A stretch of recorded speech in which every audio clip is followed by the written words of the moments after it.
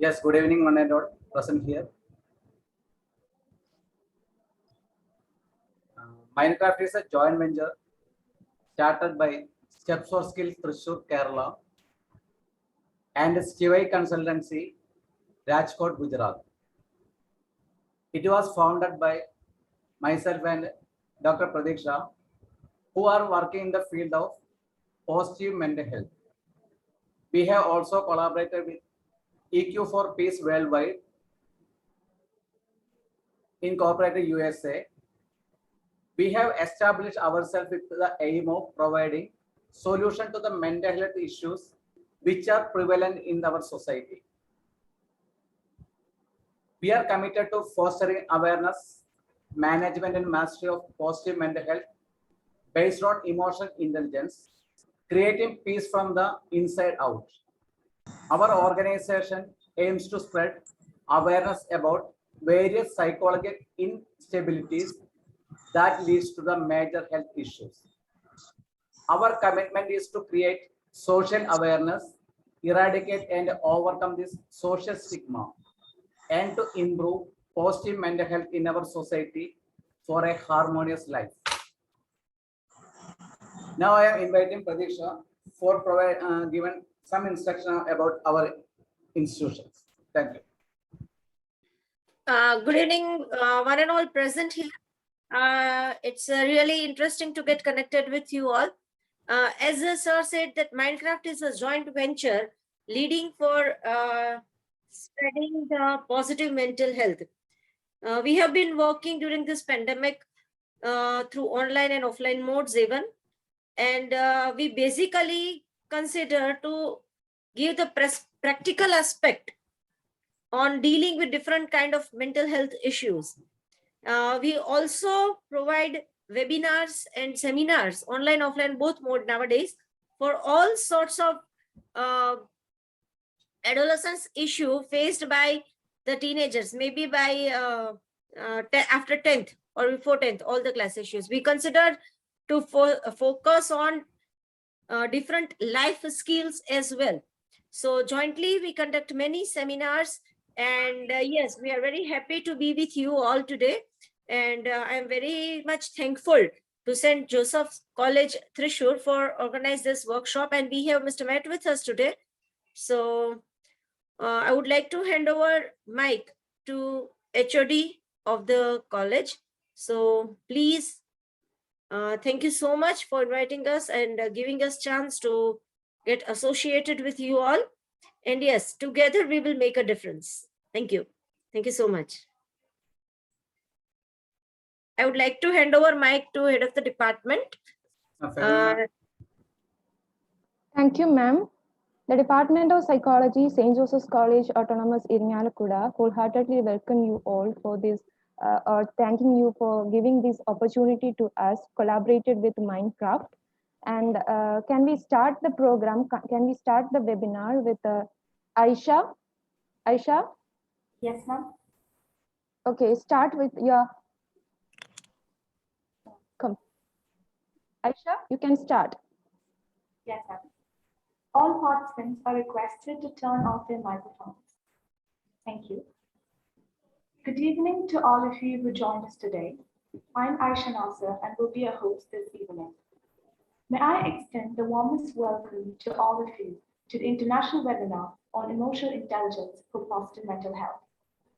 Let me begin with an auspicious blessing from the God Almighty and welcome Nimi for our prayer.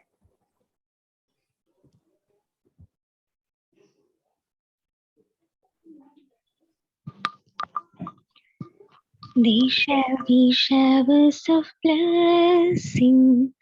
This is the promise of love. They shall be seasons refreshing, sent from the Savior above. Showers of blessing, showers of blessings we need. Mercy drops round us are falling, but for the showers we plead. But for the showers we plead. They shall be showers of blessing, precious reviving again, over the hills and the valleys. Sound of abundance of rain, showers of blessing, showers of blessings we need. Mercy drops round us are falling, but for the showers we plead. But for the showers we plead. But for the showers we plead.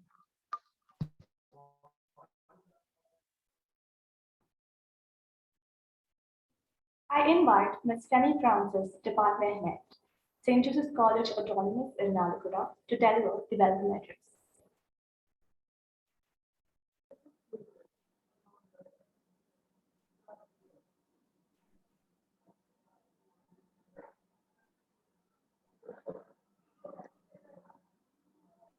A warm welcome to each and every one of you for being here with us today, where we invoke the presence of Almighty through the prayer. I really appreciate you all for attending this program. Today is special because we could organize this international webinar, Emotional Intelligence for Positive Mental Health, on the very first day of the month, which is special for the mental health. The international webinar is organized in collaboration with Mindcraft EQ for Peace Worldwide Incorporated USA in association with the Department of Psychology, St. Joseph's College Autonomous Irinjalakuda. This webinar on emotional intelligence is presided by our dear principal, Dr. Sister Asha Teres. Sister Asha is vibrant and soft-spoken and a powerful leader of St. Joseph's College Autonomous Irinjalakuda. I, on behalf of all of us, welcome Sister Asha Teres with flowers of love and respect. Presence of our vice principals, Sister Blessy and Sister Eliza, are very much used to be there in almost all functions. Today, because of the busy schedule, they may come late. Warm welcome to them this session in their absence. To felicitate this webinar, we have our own self-financing coordinator, Reverend Dr. Sister Rose Bastin. Sister Rose Bastin is a good orator, administrator, and a silent worker. We do welcome Sister with flowers of love and respect. Today, we are fortunate to have Mr. Matt PERELSTEIN as the resource person to talk about how emotional intelligence can have an impact on positive mental health. We welcome you, sir, wholeheartedly to this session at St. Joseph's College. Dr. Jain Nambudiri is a psychotherapist by profession and CEO of Mindcraft, who held many positions and bagged many awards. We welcome Dr. Jain Nambudiri to this session.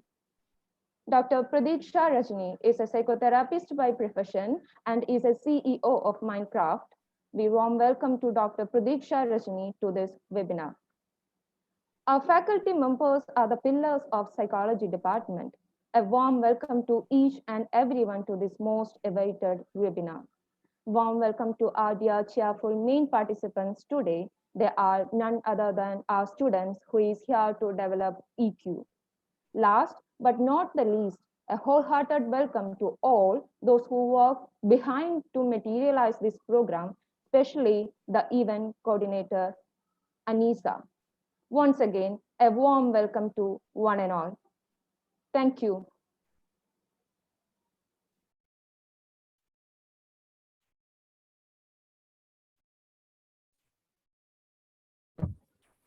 I call upon Sister Asha Teres, Principal, St. Joseph's College Autonomous Irinjalakuda, to give the presidential address.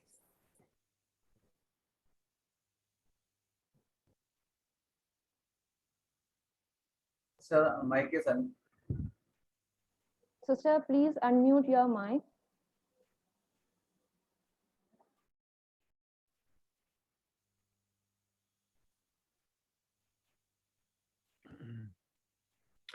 Sir, no Am I voice. on? Ready for me? Just 1 second, sir. Sister, please Okay. unmute your microphone.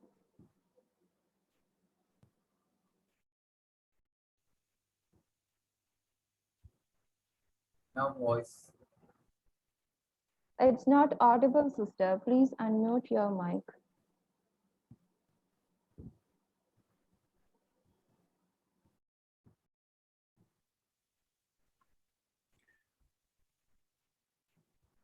Hi, are you waiting for me to start? No, 2 minutes, sir. Okay.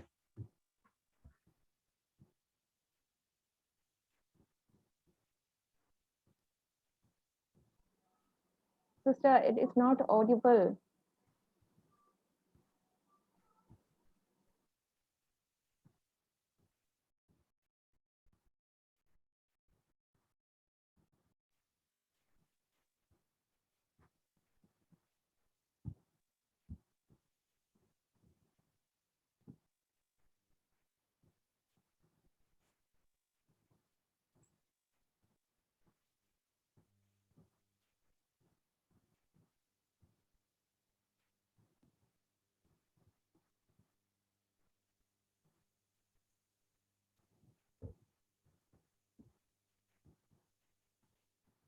Any network issues?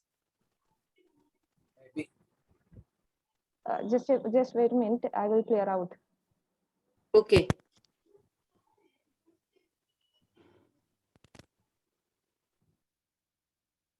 Ms. Fleming, shall I speak? Am I audible? Yes, sister. Yes, Yes, sister. yes, Yes, sister. yes. Then shall I speak now and let sister join? Yes, with yes. the- Okay, you can start. Okay, sister, you can. Okay, sister. Good evening, friends. We are happy to have eminent resource person with us today, Matt PERELSTEIN, co-founder and CEO, EQ for Peace Worldwide, USA. Yes, sir. We wish you a hearty welcome to St. Joseph's College. We are so happy, though you are far away. We are happy to have you here. And all our students, our principal, faculty members, all are listening to you. And I also am happy to have Dr. Jay Nambudri with us, who is really a friend of St. Joseph's. And her own daughter is here. He has entrusted her with St. Joseph's College. And we are happy about that. And we are happy to have you this evening. And Ms. Pradiksha Rajani, the CEO of Mindcraft India, we are very happy to welcome you, ma'am, to this program. Thank you. Thank you so much. Now I take this opportunity to congratulate Ms. Femi Francis, head of the Department of Psychology, all the faculty members, and all the students for arranging such a useful and wonderful webinar for our students and preparing our future generation to face the world with good emotional intelligence. Since a few 20 years back, we were often speaking about IQ, and all were so bothered about the IQ level of each and every person. And also, most of the selections were made on the basis of the measured IQ.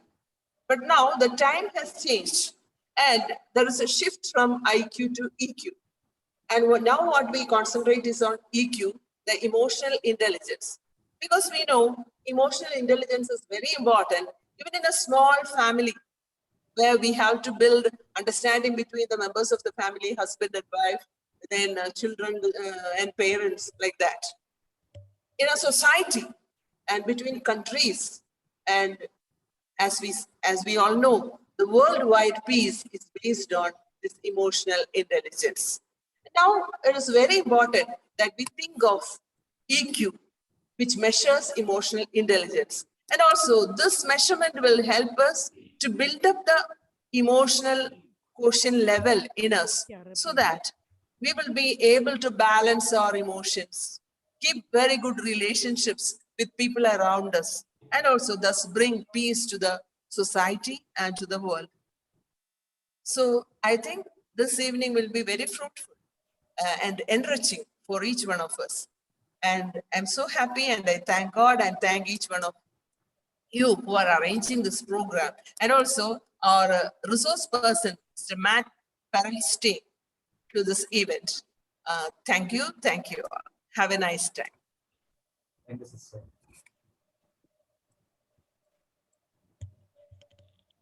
Thank you, sister. I call upon Sister Asha Therese, Principal, St. Joseph's College Autonomous, Irinjalakuda, to give the presidential address. Audible?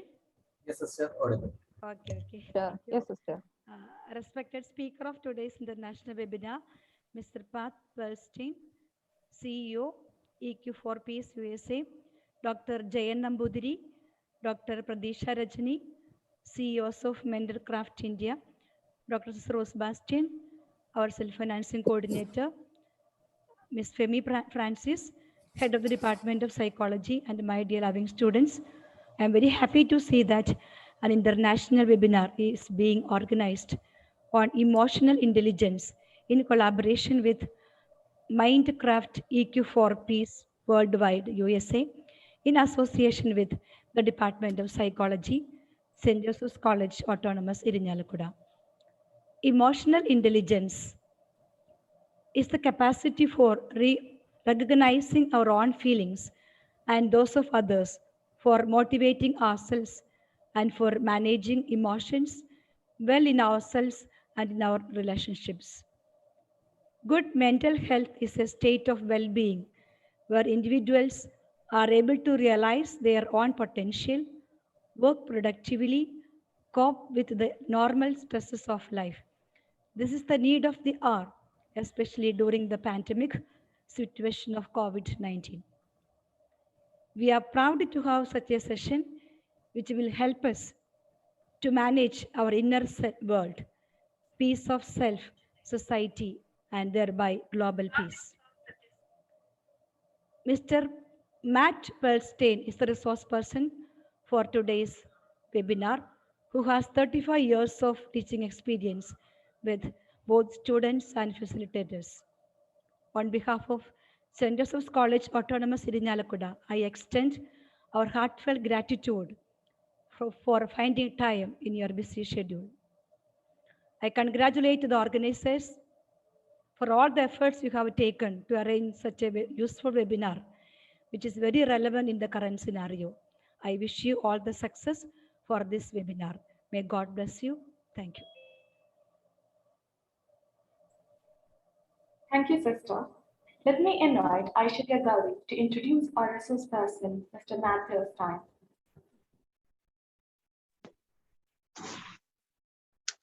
Thank you, Aisha. A warm welcome to Mr. Matt PERELSTEIN, who is the co-founder and CEO of EQ4 Peace Worldwide Incorporated USA. He holds a bachelor's degree in business management and industrial relations from Colorado State University, Colorado, USA in 1981. Since then, he has acquired numerous distinctions, certifications, and awards, including selection to Who's Who Worldwide 2019 and Professional of the Year for the Nonprofit Education 2020. He received the Dean of International Peace Prize at Punjab University, Chandigarh in 2019. Matt's real strength comes from his experience teaching emotional intelligence (EQ) for over 35 years for both students and facilitators. He believes that mastering our emotional intelligence is the key to our happiness, success, inner peace, mental health, and even our survival. After teaching a deep emotional intelligence for over 35 years, he has touched thousands through his humor, wisdom, and loving insight. Most people has never heard the concept of being smart with our heart, mind, and feeling. So Matt has made his mission to share EQ as many people as possible.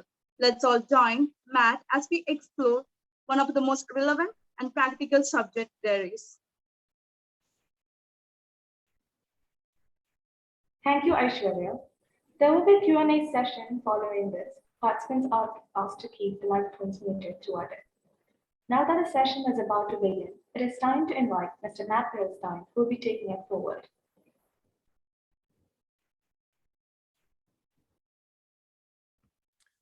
Okay. Yes, sir. Am I on? Here we go. All right. Very good. All right. Well, thank you for all the wonderful introduction. Thank you for having me. Thank you for having Mindcraft. Thank you, Jayan and Prit, for including us and making this happen. So I'm excited to be here. I'm excited to talk about emotional intelligence, my favorite subject, and I think that it's critical. I think that most people don't know about it. I don't know if you guys have even heard of emotional intelligence before, but it's a big deal. It's a big deal. As one of the intros said, is that it's used to be a nice to have skill, but now with COVIDs and all the things that are happening in the world, it's pretty critical that we learn about what's going on inside of us. With COVIDs and such, we are left in a room by ourselves a lot of times with lockdown, and that means you're left with your thoughts and your feelings only, and that's not going well. There's a lot of problems happening and things are getting worse and worse because, in my opinion, you can't prove this, in my opinion, it's because people don't know how to deal with their thoughts and their feelings. They don't know how to deal with their inner world, and that's a big problem. That's a very big problem.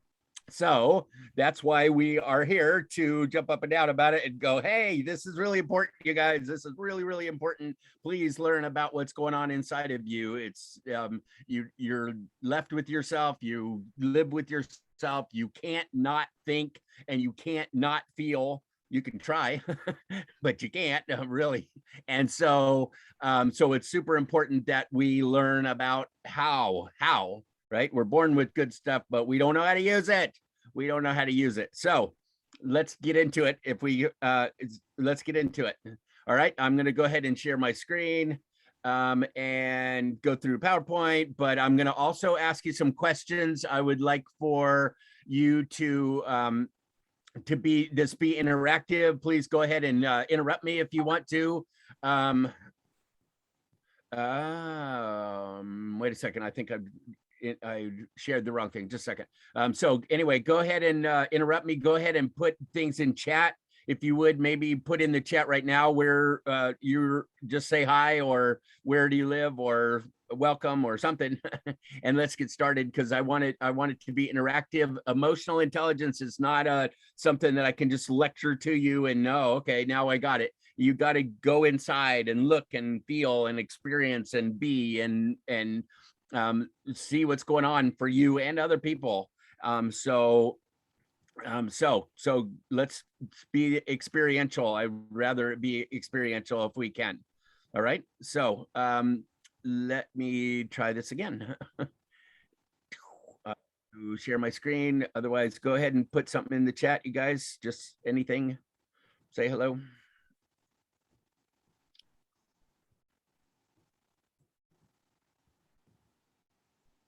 No. Okay. All right. Well, I'm hoping you can see my screen now. Yes, sir. Yeah, good. Okay.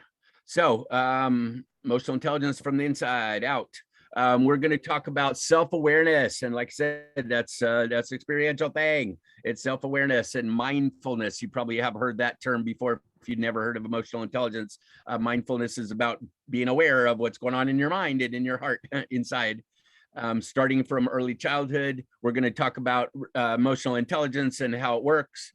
We're definitely going to talk about emotional responsibility, because in my opinion, that's one of the most important components of emotional intelligence, is that your thoughts and your feelings are yours. They are yours. So you've got to be responsible for your own self. You can blame other people and say it's the pandemic and the school and my parents and the government, and you can blame all kinds of stuff if you want to, but the reality is that your thoughts and your feelings and your actions are yours, every one of them. Nobody actually makes you angry. Nobody hurts your feelings. You do that by yourself, for yourself, not just by yourself, but you do it, and you are in charge of that, and that gives you power and control over your life. That's very, very good news. This is all really, really good news, in my opinion. This is all really good news, because we have way more power and control of what happens inside of us than most people have any idea. And that's really good news. I'm kind of a control freak in that way, and I'm okay with that. Because I want to be in charge of me. I want to be in charge of what happens inside of me. I used to think I wasn't in charge of me, and that was a horrible, yucky feeling. I thought it was them that did it to me, but it's not. It's me. So that's good news. That's good news, because if I'm messing it up, then I can change it, right? I can change it. If it's them, then I don't know if I can change it or not. So anyway, so emotional responsibility, we're going to bring that up again. We're going to talk about safety is the key to emotional intelligence. Safety starting with you being safe with you. Because a lot of us have a bunch of judgments about our emotions. We have a bunch of stigma about it. Our culture and yours is not, are not real expressive. We don't share so much about what we're feeling and such. We so we make it not safe even for ourselves. And so one of the first keys to this whole thing is about safety, making it safe for ourselves and others. Okay, so I'm calling it positive mental health. I don't know if you've heard that term before, but mental health is sort of has a negative connotation to it. We usually think of problems and issues and disorders and all that kind of stuff to do with mental health, but it doesn't have to be that way. That's not all there is to it. If you know anything about positive psychology made a huge breakthrough in that they went from the purpose of therapy for hundreds of years has been to go from the problems that you're having and get back to normal, right? To get to normal, which means you're going from negative to zero, basically. And I'm saying, wait a minute, we can do better than that. We can go above zero. We can do better, even though we've had trauma or even though we've had pain and problems in our lives. We can do better by learning about ourselves. So we are changing the name to positive mental health, because we can go from negative to zero and keep going and be better off because we are aware of ourselves and we can do things with our feelings and emotions. So we call it positive mental health. It includes empathy, it includes emotional control, it includes interpersonal communications and connection with people. We are social beings and we need to connect with people. We're all here in a room right now connecting, and that is a beautiful thing. So we're succeeding right now. That's very good news. We're practicing our stuff right now, and that's cool. That's very cool. And then I'll give you some takeaways that I hope that you can take from this. A new understanding, a new appreciation of what's going on inside of you and other people, and put that to work in your life and tell other people about it, because most people don't know about it. So once you know, you kind of have to tell other people. In my opinion, it's our responsibility. So I'm that's in the next hour or so. I'll be going through all of this stuff. So EQ, as mentioned, is just basically about being smarter with our thoughts and feelings. That's all. It's really, really very simple. It ain't easy. It's not easy. Some of this stuff is really, really hard. It's simple, right? Be aware of yourself and handle your emotions. Okay, great. Well, that sounds easy, but it's not. It's simple, but it's not easy. Sometimes, in fact, it's some of the hardest stuff that we ever do sometimes. So it's really important that we get good at it and practice and improve over time. But like I said, we also need to build up some courage, and we need to build up some resilience and perseverance, and called grit. I don't know if you guys have heard of grit. Grit is like, this is going to be really hard, just like in the lockdowns and with what's going on in the world, and some of the stuff that's happening in 2021 has been hard. 2020 was hard. 2021 is hard, and it's going to keep being hard for a while. And we got to manage anyway. We've got to carry on, and we've got to function anyway. So that is called grit. It's not easy. It's not always fun. It's not what is my wife calls it yippee skippy. It's not all yippee skippy all the time. It's not. And that's okay. We can still deal with it. And that's a big part of this whole thing. So what it does is it allows us, like I said, I'm kind of a control freak, but it allows us to be able to respond rather than react. Meaning that when we react, we're just, it's emotion, it's pure emotion, it's like knee-jerk reaction, it's habitual, that kind of thing, and we're reacting to stuff. Well, that's not always such a good idea. Sometimes it's a really bad idea.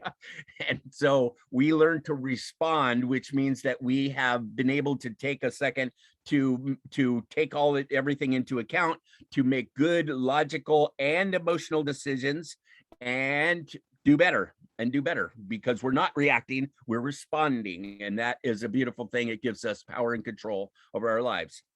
So this is about feelings. So I haven't been able to get in the chat yet, but maybe you guys could share for a sec about look inside of you. What are you feeling right now? Would you be willing to share that in the chat? Throw out some words, 5 words or less, however many you want, actually. And what are you feeling right now? Just go inside, start practicing a little bit, and identify what are you feeling right now. Anybody willing to do that?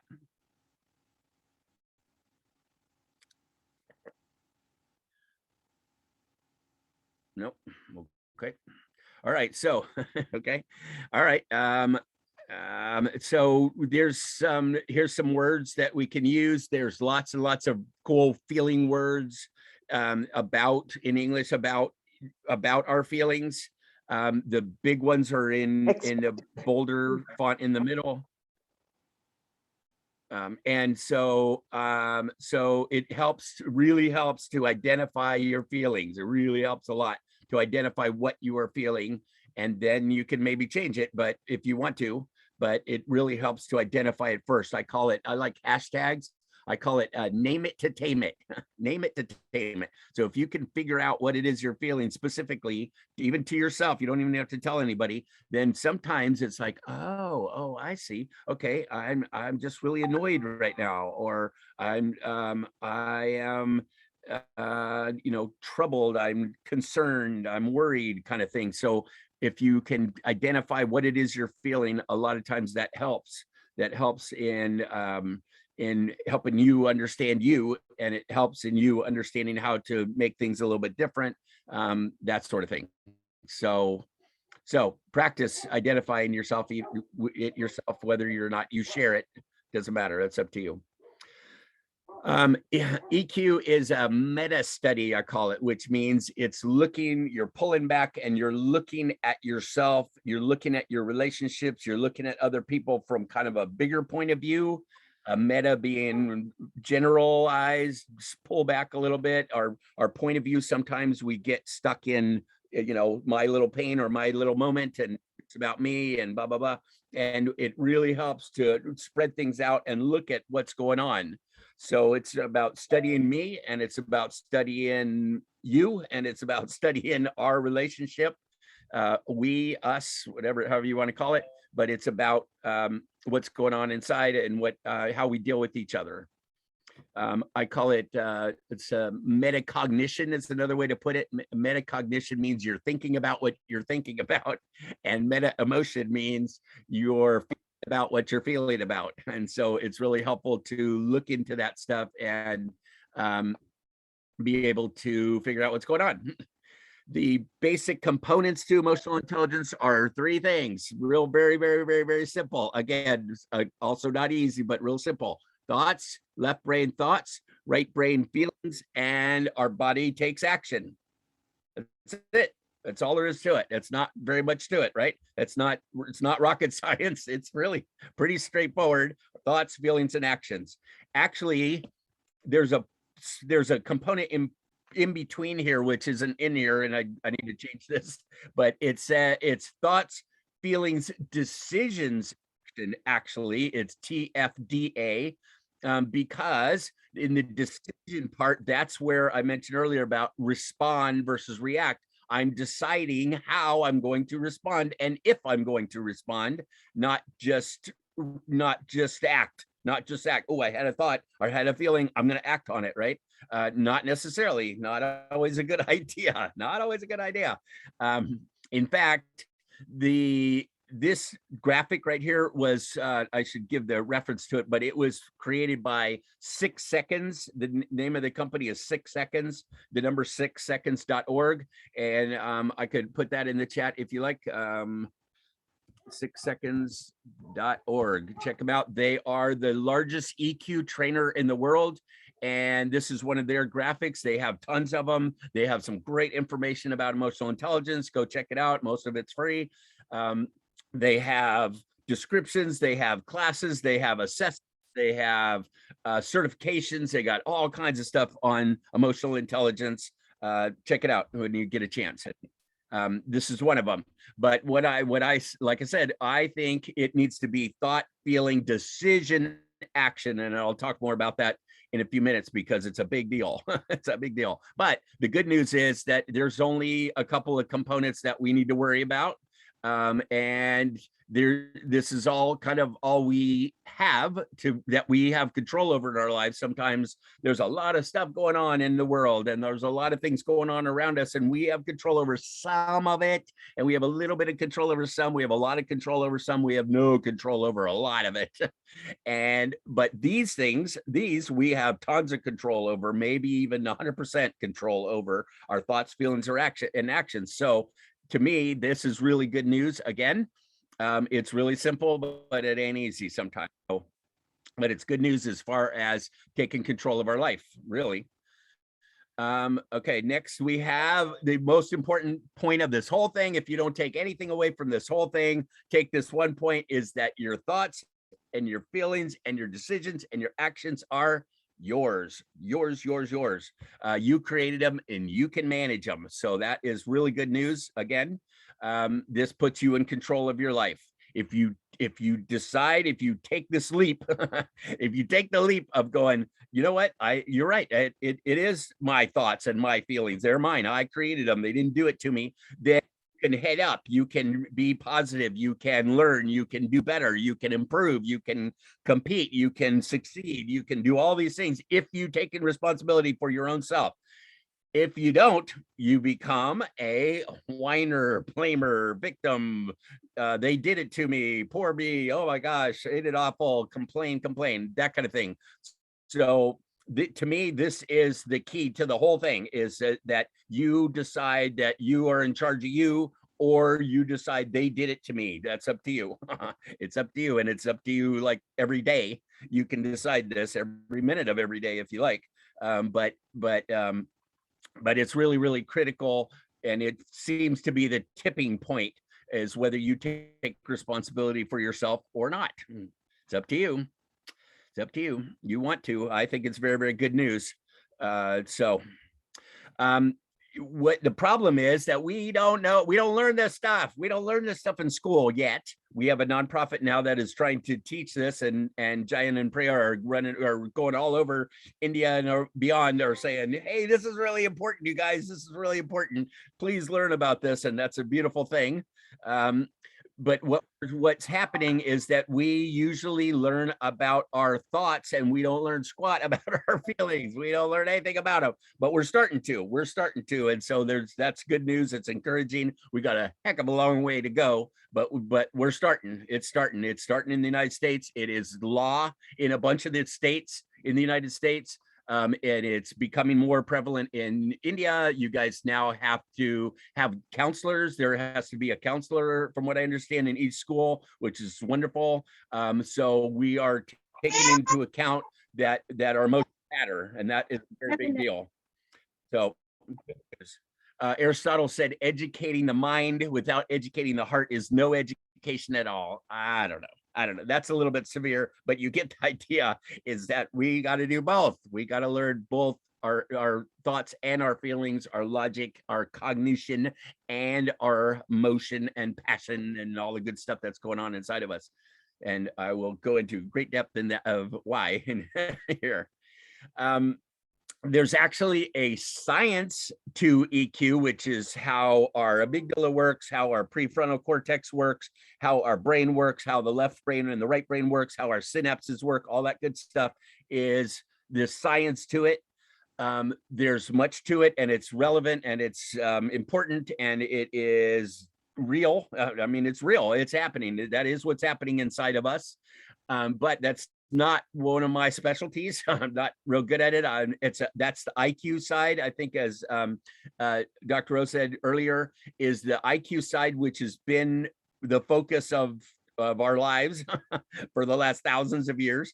That's the IQ side, and it's the IQ about EQ, I call it. But it's basically the science of it, and that's cool, and that's great. But it's not my specialty. I'm not that smart IQ wise. I do okay EQ wise. I'm not that smart IQ wise. So you learn about that. I'm not going to talk much about the science of it here. What I want to talk about is the art of it, and what to me the art is. Practical is, how do you put this to use in your life? How do we do this? All right. I understand that my synapses work this way. I understand that trauma can create commotion in my head. I understand that my amygdala can take over. Great. What do I do with that? Okay. What do you do with that? And so that's what I'm interested in, is what do we do with it? So the cool part is that the science of it, how it actually works, and the art is how to work it, put together, is kind of magic. It's kind of magic. I don't know how else to describe it. It's incredible how many different areas of our lives are touched by our emotions, by our thoughts and our feelings. It's amazing how much of life we can add to and make better because of those. And ready for this? One of the best parts about the whole thing, in my opinion, it's free. All of it. It's free. EQ is 100% free every single time. We've got all we need. We just don't know how to use it. And so, since it's education and information, it's free. Sometimes you might have to pay someone to take a webinar or buy a book or something like that on it. But once you have the information, it's free. It's yours for the rest of your life. You want more emotions? Go inside, get some more, get as many as you want, anytime you want. It's all free. So to me, that's kind of magical. It's natural, it's organic, it's God-given, it's free. So it's kind of magical. So that's just my opinion on it. I love that about it. It's one of my favorite things. And I'm cheap, so I like it free. So EQ can teach us, here's where we're going with this, okay? Inner peace. That's kind of the goal of this whole thing. We're go for inner peace. Isn't that what you want? Isn't that what you want? I mean, there's joy, and there's love, and there's freedom, and there's some cool stuff like that. But it kind of boils down to inner peace, in my opinion. The name of our nonprofit is EQ4Peace. .org, because we are trying to create peace. We don't learn about how to do peace in our lives. We don't. And we need to. We're trying to make a peaceful world without ever teaching anybody how to be peaceful. And it's not working very well, as you know. So we can create inner peace. We can actually learn how to create inner peace inside of ourselves. That's me, just me by myself, inner peace, right? Interpersonal peace is me and you. So we can also learn how to get along. We can learn how to focus on other people's thoughts and feelings and make them important, because our thoughts and feelings are important to us. And guess what? Big surprise, they're important to other people too. And so if we talk to people about what they're thinking and feeling, they like that. They like it a lot. And so it leads to better relationships, and better communications and better teamwork and all that kind of cool stuff. So we can learn this stuff. This is teachable. These are teachable skills, all of them, and also free. They're all teachable skills. So me and you is interpersonal peace. Social peace is all of us together, a group, class, your team, your students, your family, that kind of thing is all social peace. And we are now, there's 87 of us in this room right now, and everybody seems to be getting along so far. So we are winning. We are doing this right now. We are succeeding in social peace right now as we speak. So yay us. We're getting somewhere right now. And so we can teach all this stuff. What we're hoping with the nonprofit is that if we can teach enough people how to create peace inside and outside of themselves in their own little world, then maybe we can get big peace in the big world, right? maybe we're not sure, but it's worth a try. That's the premise of our nonprofit, and we're moving in that direction, and it's all based on emotional education, which is what we're doing right now. And it works from little kids all the way up, preschool to PhD, I call it. We're trying to get it into all the schools everywhere, like reading, writing, arithmetic. We need emotional intelligence. It's a big deal.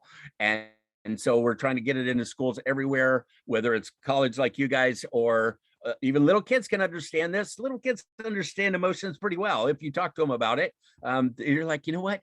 If you're really sad, if you let yourself cry for a minute, you'll probably feel better. And the kids go, oh, okay. Okay. They don't have the stigma on it. They don't have the cultural negativity yet. And so a lot of times little kids are like, oh, okay. They get it. It's some of us adults that have trouble with it, actually, because we do have all this commotion and all these judgments and all this stuff around it.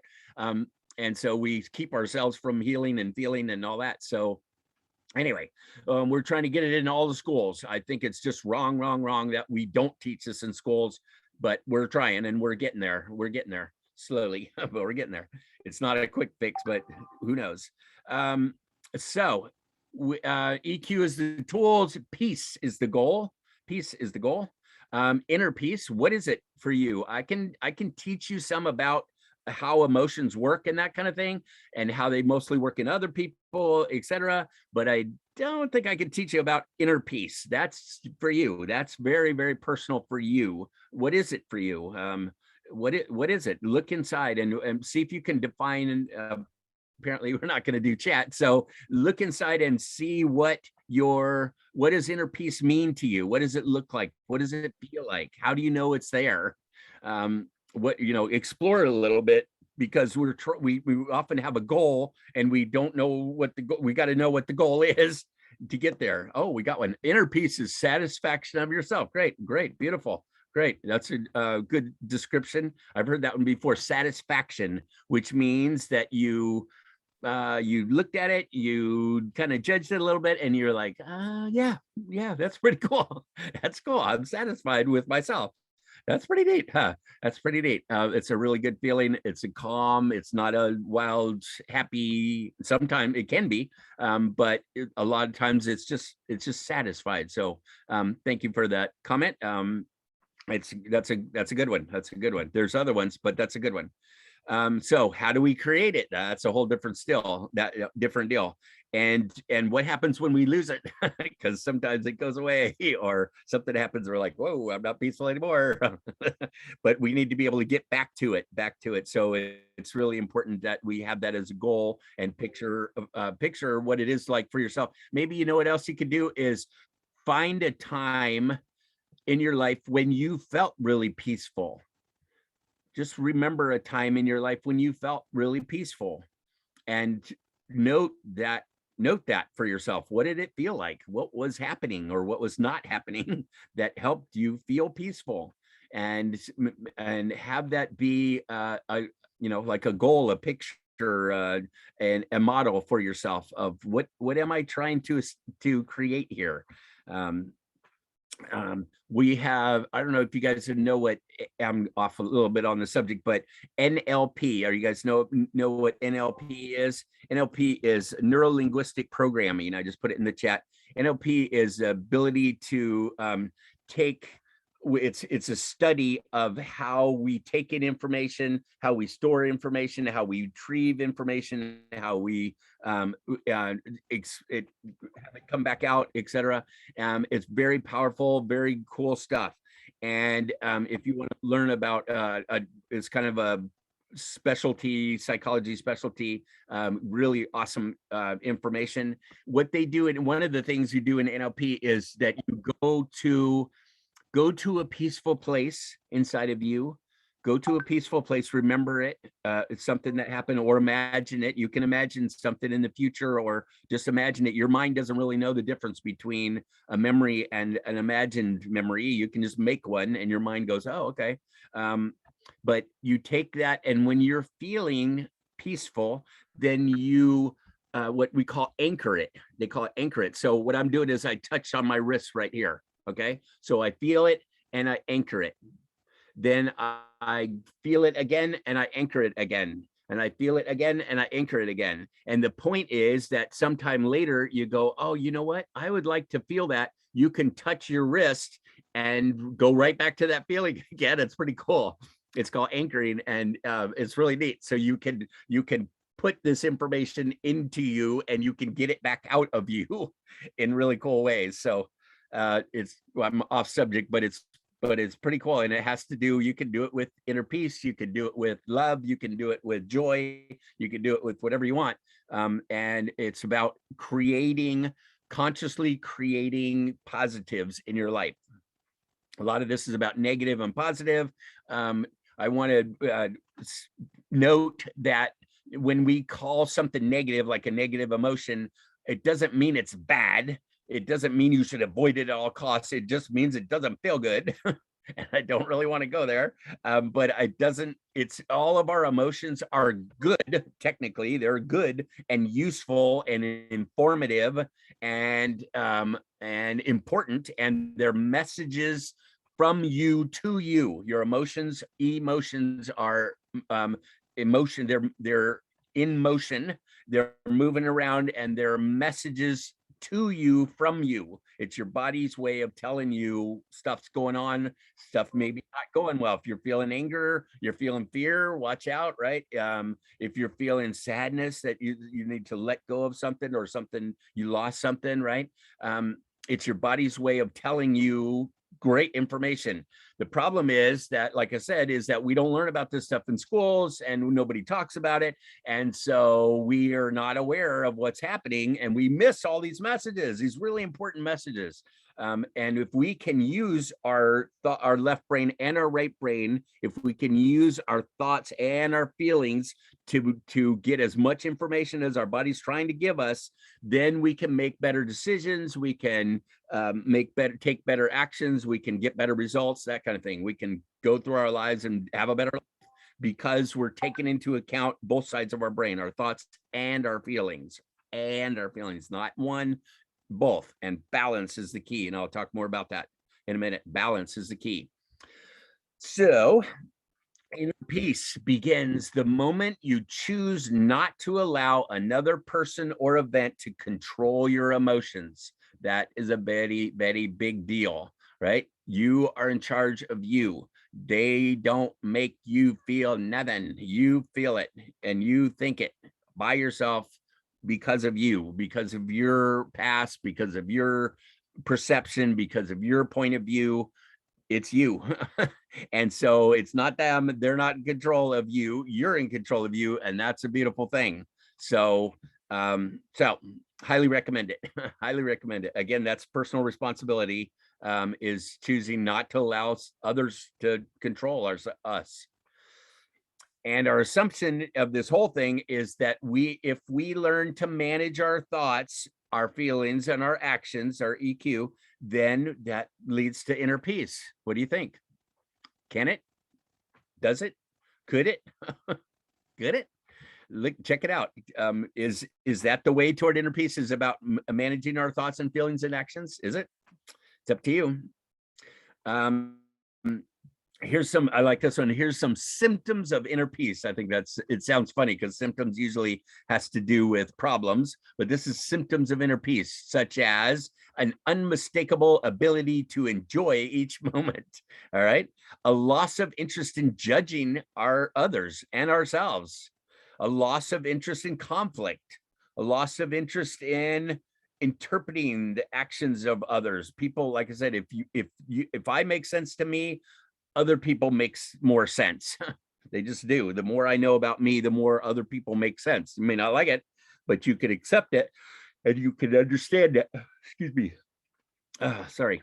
The loss of ability to worry, etc. So these are some cool symptoms of inner peace. By the way, I'll give you the PowerPoint afterward if you like, and you can go through these slower. So here's a couple of the basic components of emotional intelligence. These are by Daniel Goleman. I think he's on now. Anyway, I should put that on here. Daniel Goleman was Goleman. I'll put that in the chat. He wrote a book called Emotional Intelligence, Why It Can Matter, or How It Can Matter More Than IQ, right? EQ can matter more than IQ. Like I said, I think it's a balance thing. It doesn't matter more than IQ sometimes, but just for a moment, we need to do both and balance them. But Daniel Goleman's book, Dr. Goleman wrote that in 1995. It's still on the Time magazine top. It's number 5 in the top 20 most influential books of all time. It's huge. It's huge, and it's growing. Emotional intelligence and EQ is like crazy because it is so relevant, and it's because people are hurting and people are like, yikes, I don't know how to do this. This isn't going well. I don't know how to do this. We're like, well, we can help. We've been learning this now for a while. That was in 95. So that's what, 26 years ago. So we've got some good information now, like what's on the screen. So now we're trying to tell everybody about it. So EQ is also called SEL in the academic world. Most of the time, if you won't see a class in emotional intelligence, you see a class in social emotional learning. SEL, same thing. It's the same thing. It's just a different word for it, in my opinion. Some people define them a little bit differently, but basically it's about your thoughts and your feelings. Basically, it's the same stuff. So these 5 components, I'll go through them real quick. 1, self-awareness, always first. Awareness. We got to be aware first before anything else. We got to be aware. We can't do anything unless we're aware. And so awareness first, and awareness of ourselves first. Second, self-management, which means now that I'm aware, what am I going to do with it? What am I going to do with that? What am I going to do with my thoughts and feelings? Am I going to pay attention to them? How am I going to handle my pain and my joy? How do I share it? How do I share it? That kind of thing. It's about managing myself.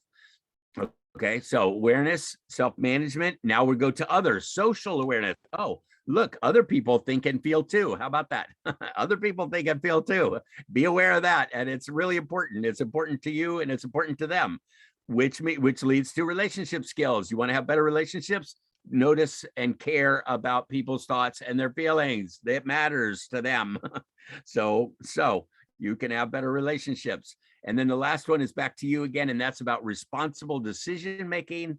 And that's about, like I said, using both sides of our brain, our left brain logic, our right brain emotions, put them together. We make better decisions because we have better information that our body's given us. So those are there's other methodologies. There's other now different, 6 seconds that I mentioned earlier. They have a different one than this. It's slightly different, but basically it's the same kind of stuff. It's about being aware of your thoughts and feelings, being aware of other people's thoughts and feelings, and putting those to use. Bottom line. And so there's other ways, other studies of this, other methodologies. Doesn't really matter. Pick whatever you want, but there's some good stuff on this now. All right. Next we have,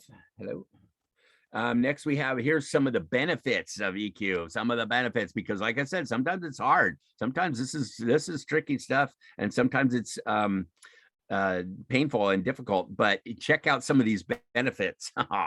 EQ gives us choices. EQ gives us freedom. EQ gives us power, gives us personal power to make things happen. We can dig down inside and we can make ourselves do things, and we can have ourselves do things that are pretty wild. If we are aware of ourselves, if we have awareness and emotional intelligence. So we can also, this is one of my favorites, is we can create more love in our lives. We can create more intimacy. One of the biggest skills, one of my favorite skills, one of the most important skills in my opinion is that we can manage how much we open our heart. We can manage how much we open our heart, and we get to do that anytime. And we can manage how much we close down our heart.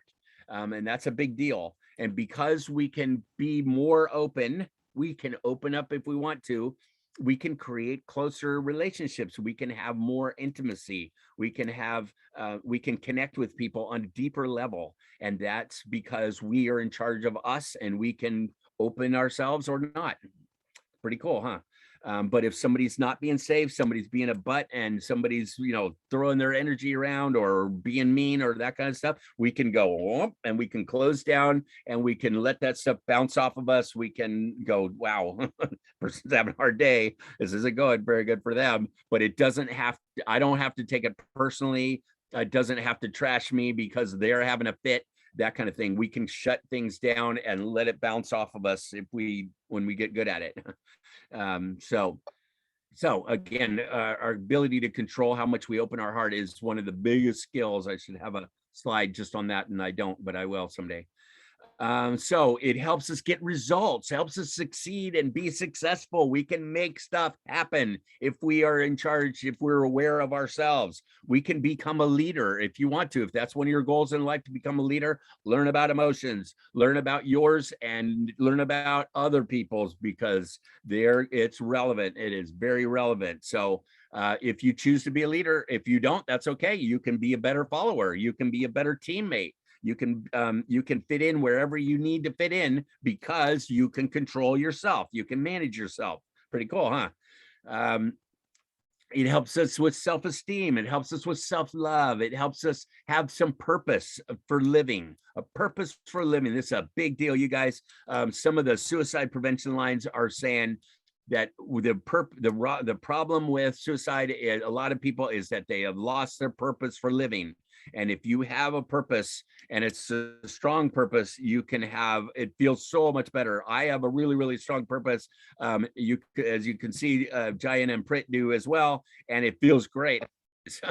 It just feels really good. I know exactly what I'm supposed to be doing here, and I'm doing it right this minute. And it feels awesome. I love it. I love it, love it, love it.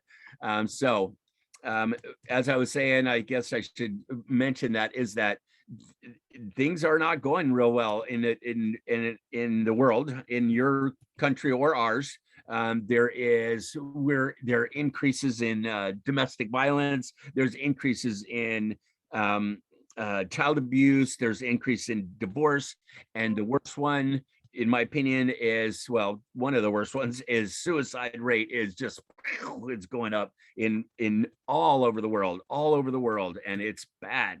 And it's because people, in my opinion, don't know how to deal with themselves, and that's not a cool thing.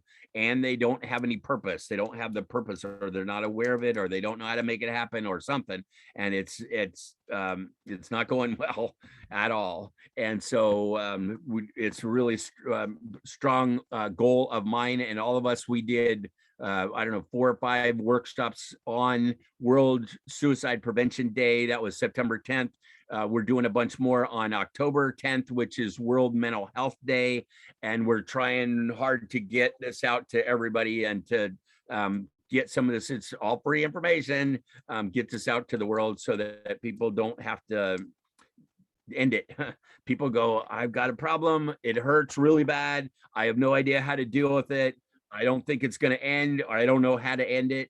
And there's nothing I can do about it. And I'm not going to live this way. And they go away. And we go, wait a minute. Hang on. There is stuff we can do about it. There is lots of stuff you can do about it. You may not know how, but there is.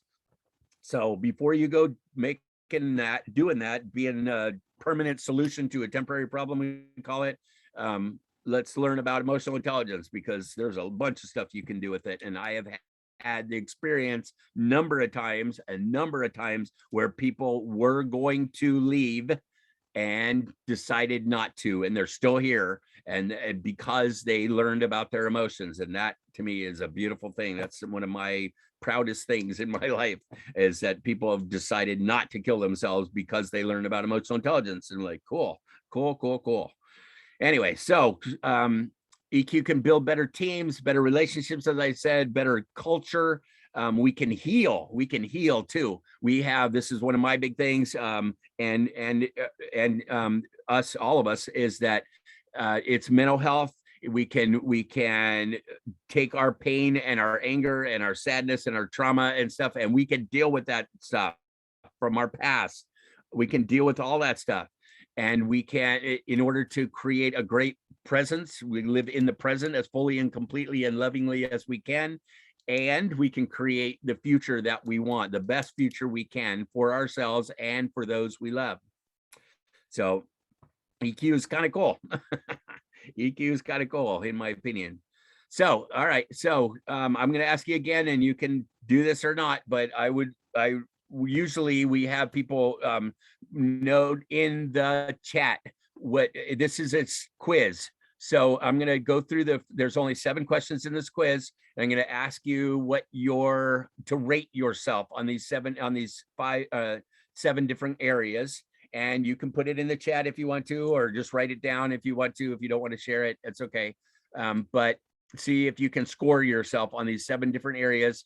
It's kind of cool. I like this quiz because it not only gives you an assessment, it's helpful to assess where am I at with it. All right. I didn't know anything about this. How good am I at these different skills? How am I compared to others, or how am I compared to me? How do I think I'm doing? This is just about you. You don't have to share it if you don't want to. It's just about you. But you rate yourself 1 to 5. 1 is not at all. 5 is definitely. So it's a range. Let's go through. So I was saying it is helpful to assess ourselves, and I think this quiz helps us to show the different steps, because these 7 questions are about transforming your negative emotions into positives, which is kind of the point to this whole thing. So let's give it a try. Like I said, if you want to put it in the chat, great. If you don't, that's okay.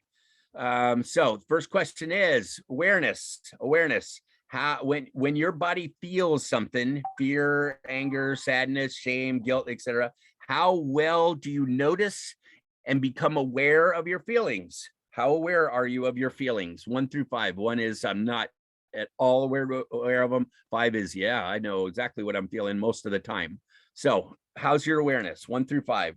Write it down in the chat, or write it down on a piece of paper or on your computer or whatever, your phone, and keep track of your scores. Oh, we got some numbers. All right. 3, 4, 5. Yeah.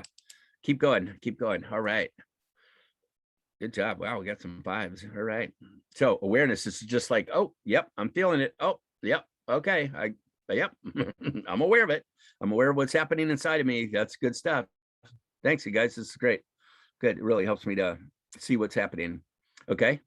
No judgment, by the way. No judgment. This is just FYI. I'm not that aware, or I am really aware. Great. Just knowing yourself is the key to this whole thing. So, all right, thanks for the numbers. Here goes the second one. Ready? Okay, so awareness is just noticing first. Second, acceptance. Acceptance is a big deal. Acceptance is about, is it okay with you that you're feeling? Okay, is it okay with you when you feel mad or sad or afraid? How do you accept your feelings versus judging and denying them? How are we doing on those? Because being aware of it's one thing, that's just noticing, but now is it okay with you, right? Is it okay with you? Okay, 3, 4s, 5s again, 4s and 5s, a bunch of them. Great. All right, that's pretty good. A lot of people have trouble with this one because our culture and our family and people don't normally accept their feelings, especially the negative ones. And so we fight them, and we deny them, and we lie about them, and we eat over them, and we drink over them, and we do all kinds of yucky stuff to try not to accept our feelings. But if we just go, oh yeah, that's what I'm feeling, then that's it. It only takes that long. So take your pick. So awareness first, then acceptance. Okay, I got it. All right, let's go on to the third one. Third one is identification. What is it I'm feeling specifically? What am I feeling? Name it to tame it. Like I said, name it to tame it. When you notice that you're feeling something, how well can you identify the feeling that you're having? For example, or can you separate and name them? For example, fear versus anger, particular to not just guys, but guys in particular. are really stink at this usually. And they're like, that's anger. I'm pissed about this. But it's actually fear underneath that a lot of times. So it's really, really helpful to identify what it is you're feeling specifically. So how's that going? All right. Got some good ones in there. All right. Good job, you guys. This is cool. It feels neat to have the interaction. I like it. All right. So, and same with the Google, the Zoom boxes. It's all just a whole bunch of black boxes. And so I feel like I'm talking to my computer. Nobody's there. But anyway, I like having the interaction. I'm a connecting kind of guy. I'm a right brainer. So okay. So awareness, acceptance, identification, and next is expression. How well do you express your feelings? Okay, I'm aware of what they are and I'm feeling them. Now, can I express them? Can I let them out of my body as opposed to stuffing them down and bottling them up inside? All right, that's a whole different skill. That's a big deal, you guys. It's a whole different skill. You don't always have to express yourself, and it's an art form, if you will. There's ways to express yourself, and there's ways to not express yourself, right? Especially anger. You can express your anger in a powerful, wonderful way that actually brings people closer to you. Wild, but it's true. And as you know, there's plenty of ways to express your anger that people are going to go, I'm not going to be around you ever again. So you could trash your relationships, or you can make them closer based on how you express yourself or don't express yourself. And the problem is that if you do express yourself, if you do it too much, that's a bad thing. If you do it too little, that's a bad thing. It's like salt. If you have too much, it can kill you. If you don't have enough, it can kill you. You got to have somewhere in between there to make it work. So get good at expressing yourself. It's I used to have a slide for this about anger, that there is anger in particular. Anger is one of my specialties, one of my favorite ones, because it is so misunderstood. Nobody wants to talk about it. Nobody knows how to deal with it. But anger can anger can be one of the worst feelings for trashing relationships and ruining your life. And anger can also be the most powerful, motivating, healing, incredible feelings that you can have. So it has a really, really bad rap to it, and it can be really awesome at the same time. Anger can be, I think the slide is something to do with expressing anger is easy. It is. You just, I'm feeling this, and here goes. Expressing it at the right time to the right person in the right way, in the right volume, and the right words, that's hard. That's tricky. And it can be done. It can be done, and it's important. So get better at that, in my opinion. So, okay, we're up to expression. We noticed that the feeling was happening. We accepted it. We identified it. We now can express it. And what do you think's next? Release it. Boom. Okay, I express it. Some people express themselves, and they keep expressing themselves over and over and over, the same negative feelings. You probably heard people that are pissy, and they stay that way. And I'm angry about this, and I'm angry about this, and they talk about it, and they're still angry, and they're just as angry as they were when they started, or more. And that's not releasing. That's not releasing. That's storing it. That's saving it. That's using it for a tool. That's not helpful. In my opinion, that's not helpful. What is helpful is that when your body feels a negative feeling, can you let go of it and let it dissipate? Actually let it out of your body. This brings up, I don't think I have a slide on this, but I should, is the difference. What's the difference between complaining and venting? What's the difference in complaining and venting? Think about that, right? Complaining is, this is not going well, poor me, oh my gosh, they did it to me, it's awful, and blah blah blah. All right, it's all, it doesn't feel very good when somebody's complaining to you or from you. You both feel worse afterward. It's just complaining. It's not, it's usually poor me kind of stuff.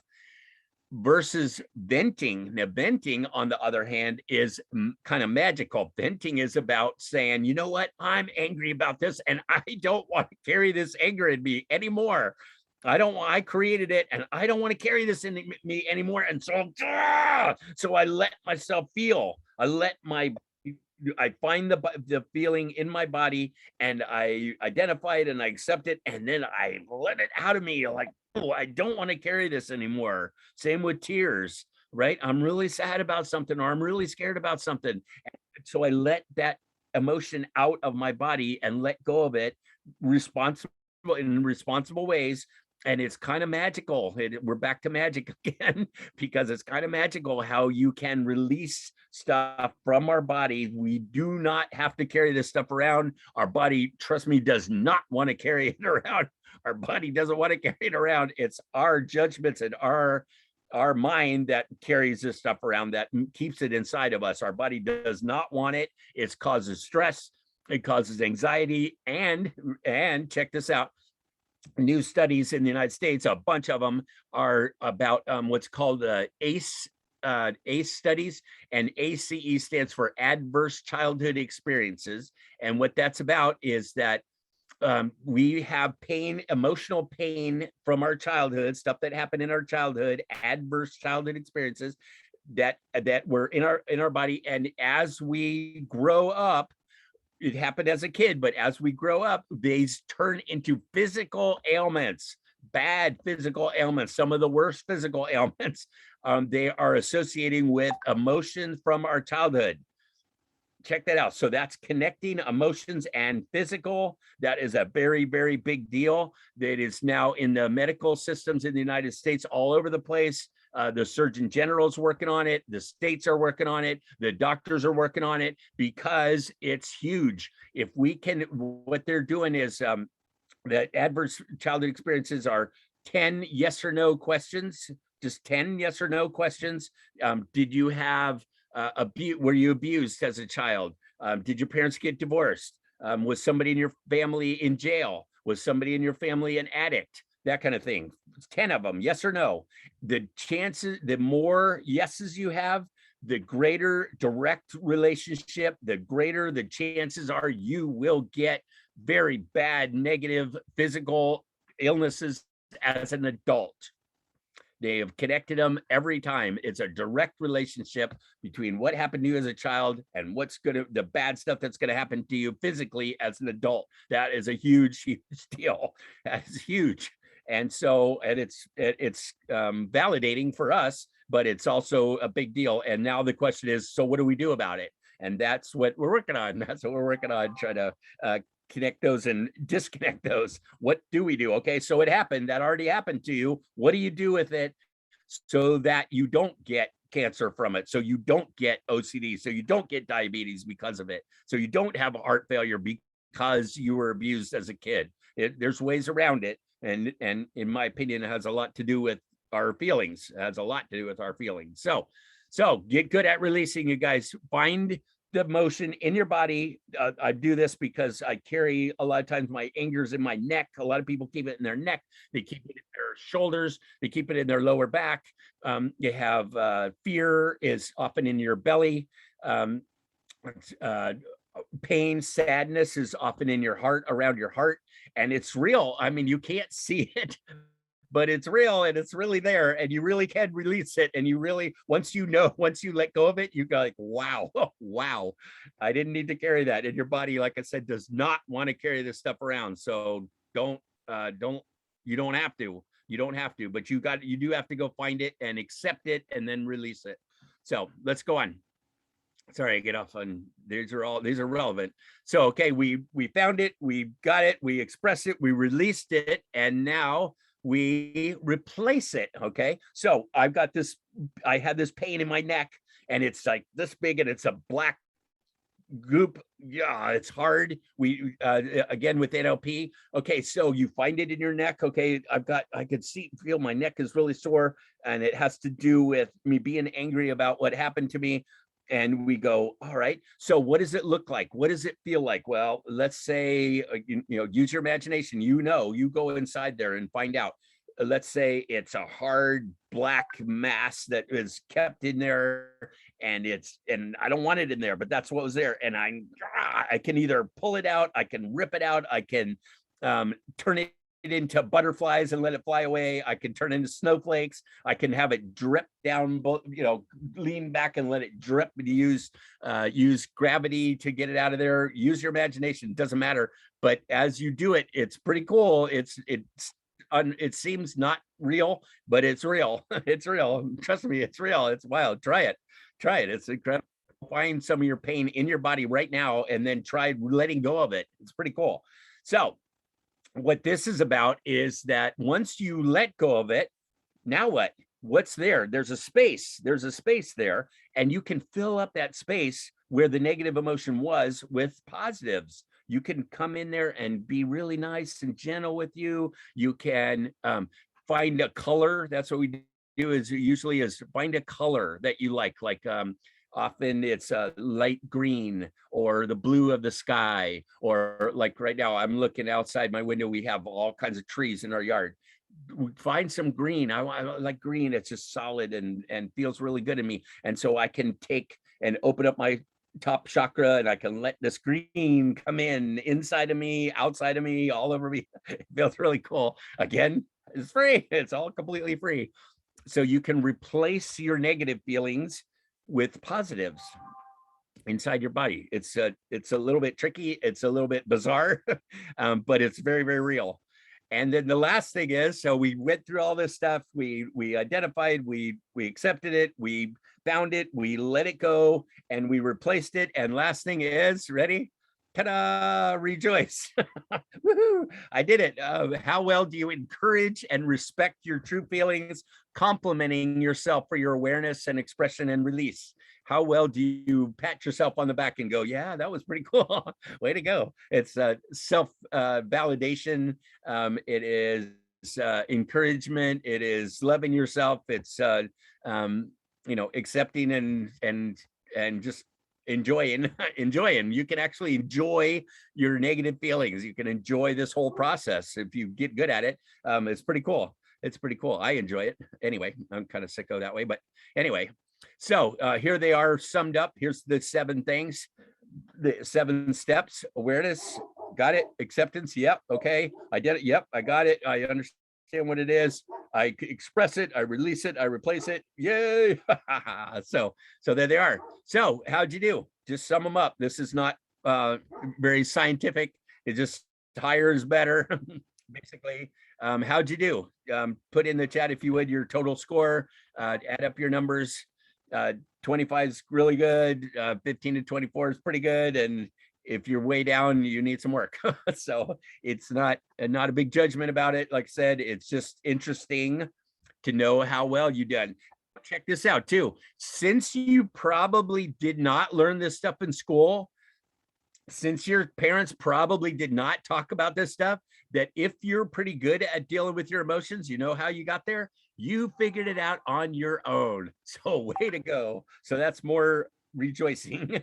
You figured it out on your own. That's pretty cool, because most of us have to, and what we call the school of hard knocks, right? You learn, oh, that didn't work. Oh, that didn't work either. Oh, okay, I'm not going to do that anymore. I'll try this. And that's how we learn. And that's a stupid way to learn. I mean, I was going to say it's effective, but it's not actually. A lot of people don't learn ever do figure it out. A lot of people go to their grave and they never figured out how to deal with their emotions, and that's a bad thing. And some people go to their grave because they never figured out how to deal with their emotions. So if you are pretty good at it, then yay, commend yourself, congratulate yourself. You probably learned that on your own. Maybe you had a cool mentor, or maybe you had a cool parent or a teacher or something that helped you out, but chances are you figured it out by yourself. So way to go. And you keep figuring it out by yourself, because it's about you. So anyway, so you get the idea. Yeah. What do you think about the score you received? How well did you do? What can you do different to improve your scores if you want to? And how can you deal with your inner world better because of noticing this stuff? So questions for you to ask you based on your scores. So just a simple little thing. I just find it useful to go through those steps. A lot of people are surprised that we can actually find our emotions inside our body and release them and replace them and congratulate ourselves for those. Most people are like, what? They go, oh, that's pretty cool. But it's really cool. Try it, you guys, try it. It works really, really well. And oh, by the way, how much does that cost again? Oh yeah, it's free. That's right, I forgot. So thank you for sharing. Thank you for sharing. That was very cool. And I hope you can do something with that. And the quiz is available. I have it on a one-pager online, and so you can have it and you can use it and you can give it to other people, that kind of thing. It's just those 7 questions and same price. Here is a cool picture of our brain. The left side and the right side, this is kind of imaginary. It's not really like this. It's not exactly left and right brain. We know that the emotions are in the prefrontal cortex in your amygdala and that kind of stuff, but you get the idea. Brain is split into 2 halves very clearly, and most of our left brain is about logic and most of our right brain is about emotions. There's more to it than this, but it's kind of fun way to look at it. We have, as was mentioned earlier, we have focused only on our left brain, and we need to do both. So what that looks like is that we're pretty good at our IQ, like this guy on the left. He's pretty good at IQ, lousy at EQ. And so if he tries to fly, he's going to fly around in circles, right? He's going to like that. But the guy on the right, he's got both. So he went, so you increase your EQ to match your IQ, balance them, use them both. And guess what? You can soar. Woo! So this guy on the right can fly. That's pretty cool. I think I already mentioned about awareness, acceptance, action. And these are the 3 big steps to emotional intelligence. A lot of people are enjoying these steps and using them all over the world. That A, aware, B, I accept, and C, am I going to take action? Now that I'm aware and accept them, am I going to take some action? And the question is, you can or not. And the cool part is that even if you choose not to do an action, if you choose not to do anything with it, still, that's you choosing. That's still you choosing. You're responsible. You are conscious. You are choosing. You are a choice. It's you. It's you. And so that's a cool thing. And a lot of times with emotions, strong emotions, no action is a good action. It's a good idea. Keep your mouth shut. Don't say anything. You might have to deal with it later, but sometimes, your boss or your teacher or someone that you love has said something or done something really stupid and you feel like taking some action. Don't do it. Don't do it. You cannot do it and still feel proud of yourself and still feel like you're in charge because you chose not to do the action. You chose. And that's the big deal. That's the freedom of emotional intelligence, is that you get to choose. So we're started off, I think I mentioned earlier, is that we're born with pretty good EQ, pretty good EQ. We're born with, we handle our emotions pretty well as a baby. We are only born with a few fears. This is something that I've been told, you can decide if it fits for you or not. There are different theories, is that we're born with 2 fears, the fear of falling and the fear of loud noises. As a baby, you're born with only 2 fears and no anger. So the good news about that is that almost all your fears that you have now are made up. You made them up along the way. They weren't there when you were born, so you made them up. They came from your environment, they came from your parents, they came from your culture, it doesn't matter, but you picked them up and you're carrying them around with you now. So they're not real. they're not real. They're made up. They're manufactured, they're learned, right? And if we learned it, then we can unlearn it. So that, again, back in control again, that's a wonderful, wonderful thing. So basically this chart just shows that we're born with high EQ. We have on a personal note, I have a 2-month-old granddaughter, Lily May. Love it. She's a happy little camper. And it's really cool because we have a video of her went right after she was born, and she's just, I could show it's only like 15 seconds, and she's just getting ready to cry. And then her mom, you can hear her mom going, hi, this real sweet voice. She's going, hi, what you doing? And she's looking, she's real close, and she got right in her eyes, what you doing? And the little baby is just getting ready to cry. And then she looks at her mom and opens up, and she just stops, and she doesn't cry. She goes back to being her natural state, which is calm and happy and loving. And she almost smiles. And now she smiles all the time. She's only 2 months old, and she smiles all the time. She does this big, huge smile. I get to go see them later today. I'm super excited. I love them. I have a 3-year-old. She has a 3-year-old sister. Actually, she's not even 3 yet, and man, she's sharp, and she smiles big. And so I'm saying that kids are born with high EQ, and it's downhill from there, right? Trauma, dysfunctional families, normal commotion, it's downhill from there. But it doesn't have to be that way. We can do better. We can learn more. We can change it. We can do better. We don't have to continue our downhill spiral and have our emotions trash our lives. We don't have to. We can do better. And our emotions are based on our thoughts. And this is controversial, I guess, as some people would disagree with it. I say events happen. We have a thought about what happened. I go, oh, that's cool. And then I feel good, right? Or I go, that's not cool. And then I don't feel good, right? But that thought, that judgment, that opinion, that it's a thought, the belief system is first.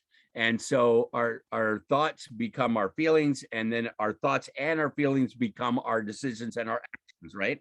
So work on your thoughts. And the good news is you can change them. You can change your thoughts, right? The greatest discovery of our generation, that human beings can alter their lives by altering their mind, their attitude of mind.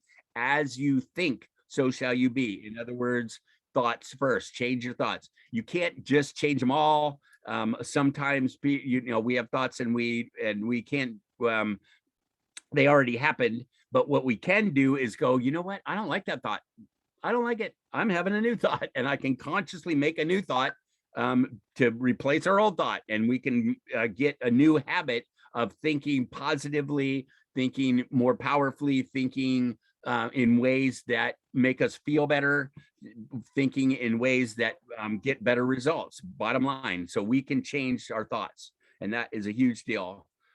It's helpful to have a very good vocabulary of feeling words. This is in this link, there's 5,000 now words in English about your thoughts or about your feelings, and you can learn about those and be able to express yourself, especially to yourself. It's also helpful to kind of sum it up. Which are the big 3 negatives, in my opinion, are fear, anger, and sadness. Fear, anger, and sadness. And we can, all of them boil down to these 3. The bottom line is that if we can get good at our biggest fears, our worst anger, and our deepest sadness, if we can deal with those big 3, those 3 negative things, and only those 3, there just isn't that much that life can throw at us that we can't handle. It's a beautiful thing. So get good at these 3 things, and you got it. You got it, right? And like I said, babies are not born with any of these, hardly. And so all that stuff is wadded on top of you. The negative feelings go on the positive feelings. And so what we need to do is to move the negative feelings out of the way by identifying and expressing and releasing and all that good stuff. We can move the negative feelings out of the way, and our natural state is positive. Our natural state is these guys: joy, love, and peace. Pretty cool, huh? We just need to get good at dealing with our negative feelings, and the positive feelings are already there organically, naturally inside of our body. We were born with them. It's pretty cool. So bottom line is with this is that no matter what happens outside, we have the power to control what happens inside of us. So that's kind of a big deal. So Jayan, how much time do I have still? I still have, I'm like halfway through my slides. How much time do I have still? After 10 minutes, we can go with the QA session. We can What? continue with How long? 10 minutes, then we can go with the QA, question answer. Okay. So 10 minutes, did you say? Okay. Yeah. Okay, so this is important. This is important.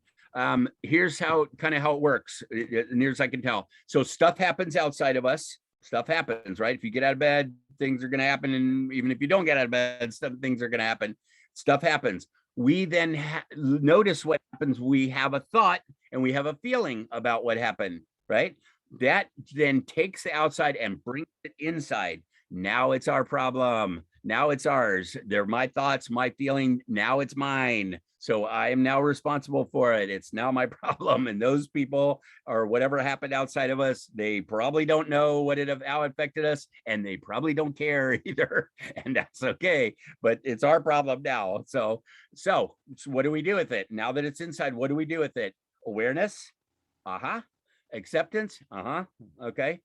And decide, look at it, evaluate, decide, is this a good thing? Is this what I want to do? Is this how I want to handle this? Right? Inside us, we get to decide, and then we take some action or not based on what we thought and felt. So the action again is back outside. So it happened outside, we brought it inside, we deal with it, we process it with awareness, acceptance, and evaluation and decisions, and then we decide to take some action or not, and that's back outside again. So our actions then, a bunch of actions become our behaviors, who we are, what we do, and the results that we get, So, you get the idea. Outside, inside, back outside again, but the inside is the key to emotional intelligence. Here's another way to put it. Our thoughts and feelings are inside, our actions and results are outside. Big deal. No matter what happens outside of us, we get to decide what goes on inside of us, is the conclusion to that. To get back to positives, I mentioned this already, we just need to release our negatives. So I already talked about this. This is a big deal though, is what's the difference between doing something about a problem or doing something with a problem? Okay, so what am I going to do about that? Here's something happens. What am I going to do about that? Well, that's an action. What am I going to do with it? That's a different story. That's our feelings and emotions. That's a different question. Know, accept, express is positive mental health. We can dump stuff that we don't need. Empathy, number one biggest skill of emotional intelligence. You first. Have empathy for yourself first. That's how it works, or that's the best way it works, is have some empathy. It's cool. A lot of people have empathy for others and they're just harsh on themselves and mean to themselves. Don't do that. Don't do that. All right. Here's a bunch of more information. There's different types of empathy. Interpersonal skills. I got all kind of slides in here about that. Here's when you're arguing or you are in a fight or stuff, you got to fight fair. Learn to fight fair. So anger's okay, but you got to fight fair, and that means no put downs, no name calling, sarcasm, judgment, threats, none of that, guilt trips, pouting, all that stuff. If you want to have an argument, then you talk about I. You don't say you. That doesn't usually go very well because the other person does it, and you're not you, but you talk about I because you know about you. I felt this when you did that. I think, I believe, I expect, I understand, I appreciate, stuff like that. Talk about yourself, and you're going to get in a lot less arguments because your feelings are not debatable. Your judgments, your thoughts, those are debatable, right? I don't know, is that good or bad, blah, blah, blah. But your feelings are your feelings. That is how I felt. And that's, it's not debatable. So boundaries are a wonderful thing. Here's the thing called emotional yoga. I like this, is that emotional yoga we made up is because in yoga, you create a position, you go into a position and you hold it, even when it's uncomfortable, you hold it, right? And you hold it and you hold it. and then you let it go, right? Well, you can do that with your emotions the same. You go into your sad, for example, if you want to get good at being sad. It seems bizarre, but if you want to good at being angry or good at being scared, go there and hold it and hold it and let yourself hold it. Let yourself feel as much as you want, as you can, as your body can, about that, with that feeling, and then let it go. Guess who's in control now? You are. You are. And guess what the price is? Nothing. Nothing. Free. No charge. So okay, so let me start recapping this whole thing. Recap here is awareness, acceptance, action, right? We have thoughts and feelings. They are our thoughts and feelings. Accept emotional responsibility and decide what you're going to do with it from there. If you don't like what you're thinking and feeling, or if your thinking and feelings are not working for you, you may like them, but they're not working for you, change them, change them, change them, change your, and starting with your thoughts. All right. Here's some resources. This is a EQ group on Facebook. It now has, I think this number is now 275,000 people in it. It's one of the most active groups. I help manage it that I've ever seen. I manage a bunch of groups on LinkedIn and Facebook on emotional intelligence. Go look for more information. There's a ton now, and people are actively trying to figure out how to do this. So you're not alone. Here's a beginner's guide to it. Here's some worksheets, etc. Here's that quiz, that 7-second question quiz that we just took. It's no charge on there. It's a Google Doc. It's a PDF, sorry. Here's Harvey, he's a friend of mine. He's got a cool quiz as well. There's a bunch of assessments now. If you want to find out how you're doing, look for emotional intelligence assessments. Here's those 4,000 words, etc. And this is the book that I wrote on this, and you can have it at no charge. It's a Google Doc. And so here's the link to that. So sum it up, takeaways from this. Like I said, most important thing, in my opinion, take responsibility for your emotions and your thoughts are yours. They're yours, yours, yours. And that puts you in control of your life. All right. Take responsibility every time, not sometimes, every time. It works really well. Second is learn more about this, learn it, love it, live it, teach it, model it. Really important. Decide that you're going to do some things different because of this, hopefully, because it changes everything. It changes everything. It's wild. So live it and then share it, please, because most people have no idea. Like I said, most people have no idea about how to deal with their emotions, that there even is a thing about dealing with emotions, that it's even a thing. So talk about it. What I do is, have you ever heard of emotional intelligence? I just asked a simple question. People I don't even know, people I know, people I don't know. It makes a great conversation starter, and it makes a great conversation deepener. It kind of, once you start talking about emotions, people will tell you stuff, wow, and they'll connect with you. And if you listen and you shut up and listen to what people have to say, you vastly improve your communication and your relationships, and you can do some wonderful things. And just start it with, have you ever heard of emotional intelligence? And whether they have or not, you can go from there. But great responsibility, great power comes great responsibility. That's a cool line from a movie. Anybody know what movie that was? It's one of my favorites. So and it's true. We know about this stuff. People don't know, and they don't know that they don't know, and so they're not looking. But so we need to go, hey, EQ is a big deal, you guys, just like what we're doing right here. So here it is. Have you ever heard of emotional intelligence? And then practice your emotional yoga and share, and boom, that's it. So here's me. We can be friends. We can connect. We have here's the nonprofit. You can join us in spreading the word of emotional intelligence to the world. Here's my WhatsApp number, email. Got tons of stuff on YouTube. If you look up my name on YouTube, I got, I don't know, 150 videos or something ridiculous. And so some of them are pretty interesting. Some of them are just a class, an education class on emotions. There's a lot to it. This is what I did, 78 slides. My big one has 200 and something slides in it. There's a lot to it. Most of this isn't very complicated, but there's a lot to it. So a lot to learn. So wish you the best with that. Let me know if you have questions or issues. Let's connect and be friends. And thank you for joining. Thanks for listening. Thanks for caring. All right, stopping the share. Thank you, sir. Femma? Great. Thank you, sir. A Q&A session will now begin. Am I audible, sir? Yes, yes. Continue. Good evening, all here, and good morning, sir. Hello. I had a- Thank you. Yeah. It's coming up. I had a question that when can we be assured that we are capable or we attain the point of emotional stability or inner peace? Like the situations coming, the future situation and the situation we face now are just changing. So how can we be sure that we have attained that emotional stability? Because it can be keep on changing on depends on the situation and the other steps. So how can we just confident that we are now stable and we can face this situation, but we don't know what will happen in the future. Yeah. No, you don't.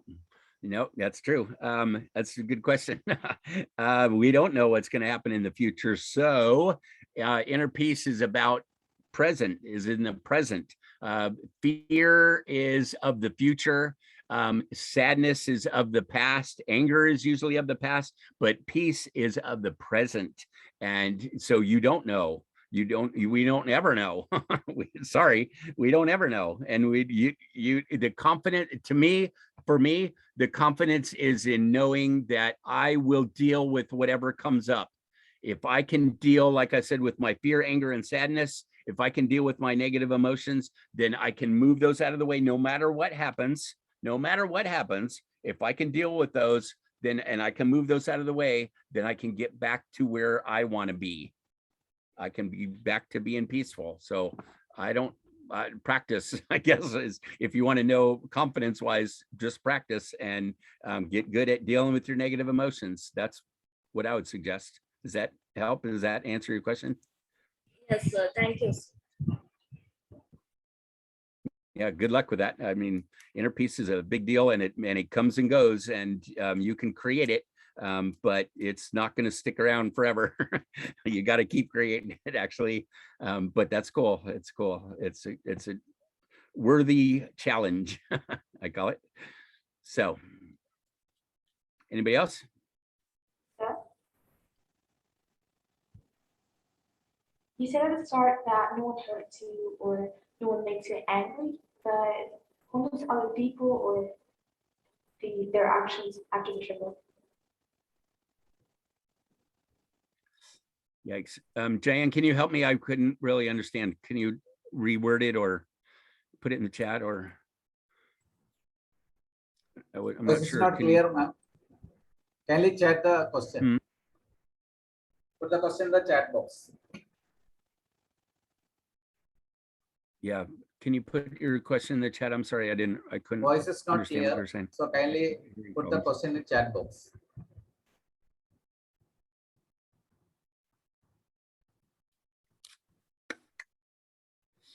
I'm not sure.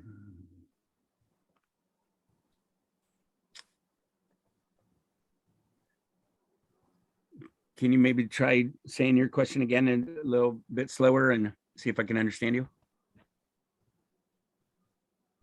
You said at the start that no one makes you angry or no one hurts your feelings, but when those actions or things act as a trigger?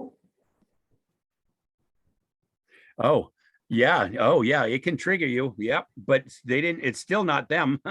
Just because it triggered you, that's still not them. That's you, right? That's your deal. It's your trigger. And so they still didn't make you that way. So understanding your triggers is a very big deal. And I'd highly recommend that that's one of the reasons that we dig into our past, is to figure out what our triggers are, because we got them, we all got them. And then we react, and we're not responding anymore. We are reacting, which is a bad thing, usually. And So understanding our triggers and being able to manage those and being able to not let it do stuff. Just because I'm triggered doesn't mean I have to react in a yucky way. I can learn to respond. I can go, oh, that's my trigger. It's not their trigger. It's my trigger. And yeah, you did that. You did that. You did your action. They're going to do what they're going to do. There's only so much we can control. We can't control other people's actions hardly ever. But we can control how we respond or react to it and what triggers us, etc. So in our classes, in the classes that we've been teaching for a long time, we go for the triggers. We a lot of times we go, oh, warning, this is good. This might trigger you. Good, do it.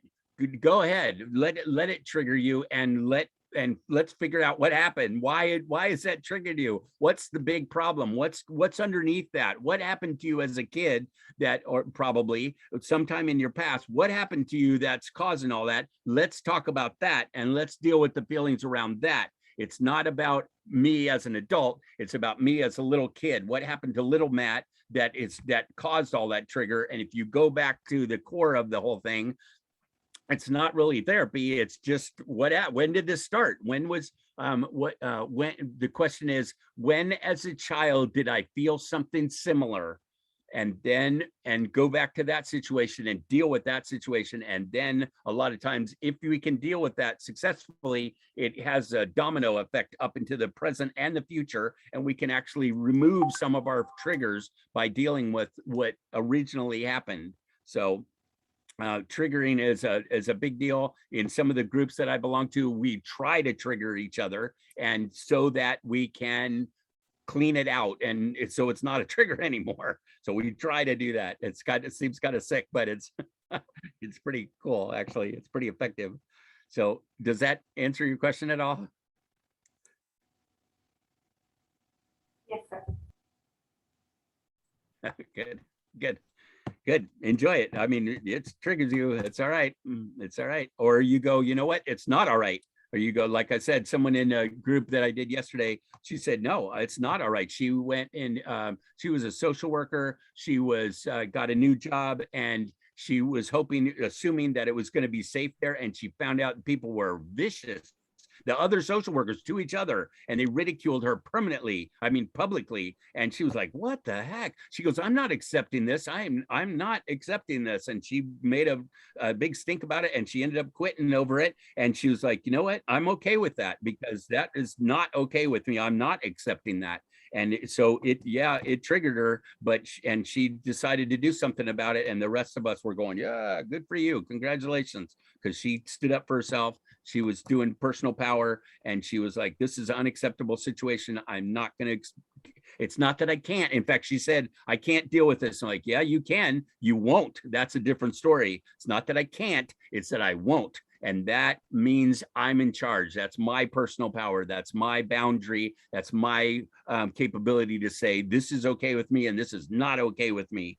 So we get to say, I won't. It's a whole different deal. If you tell yourself I can't, then you feel powerless, and they did it, and blah, blah, blah, blah, blah, all this stuff that happened to you and all that stuff. No, I won't deal with this. Okay, that's different. That's a whole different deal. Do you hear the difference? It's huge. Sir, I have a doubt. Okay, you said that a child born with high EQ, is it? So an older person is just like a child. Okay, so whether there is an influence of EQ in older person, whether the EQ is influencing their older life, how the EQ influencing an older person? Just I want to know about that, because when we dealing with an older person, it will be helpful us, isn't it? So I just want to know how the EQ influences an older person, or how can we deal with the EQ? That's a good question. We just not too long ago, my dad and I put my mom into a nursing home. She's not doing well at all, and she is like a child, just like you said. She is like a child. But the thing that is added to the older person is their experience and their decisions and their life that happened all to them. So in a baby, it's totally natural and organic, and that's how they're born, and they deal with stuff, and they if they like if they get they're hungry or their diapers wet or whatever kind of thing, and they get it handled, then they go back naturally to being happy and being okay and being goo goo gaga kind of thing. It's pretty cool.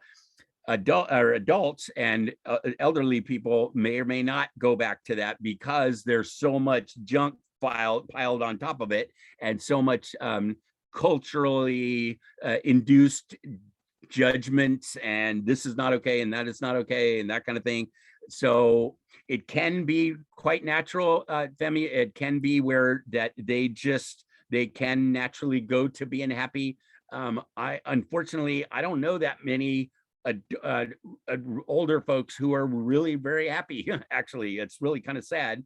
I think that I've watched people and go, you know what, if you end up being 60, 70, 80 years old and you're grumpy and rude and you think that life stinks and that kind of thing, it's like, you know what, you missed the point. You missed it. I'm sorry, but you missed it. I don't want to grow up like that. I don't want to be old like that and be grumpy and miserable. I think we missed the point if we do that. I want to be happy and loving and free and more childlike, not childish, childlike, because they're different, right? Childish is handling stuff without much forethought, and we're just reacting to stuff like a child might. But childlike means that I play and that I'm light and I'm free and I'm loving and I'm happy and I dance and I'm joyous. That's childlike.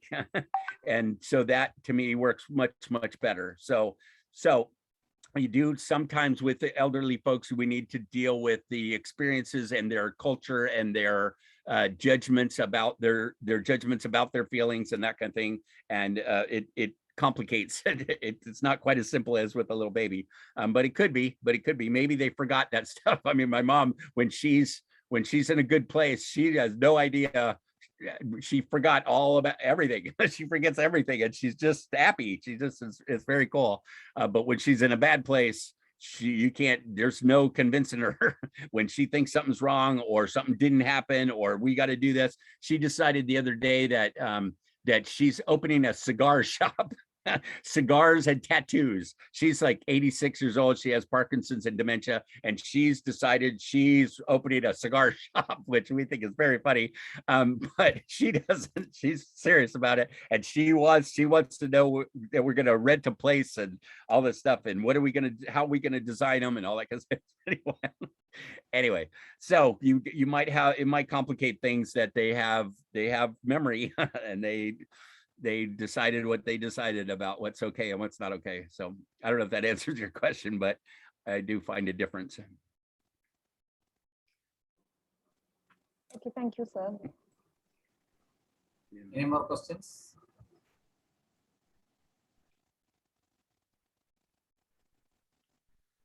Jayan put a feedback form in the chat. If you guys wouldn't mind filling it out, I'd be interested to hear your comments.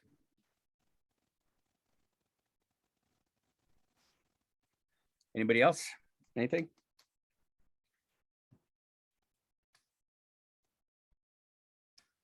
Okay. We can conclude. I think no more questions. Yep.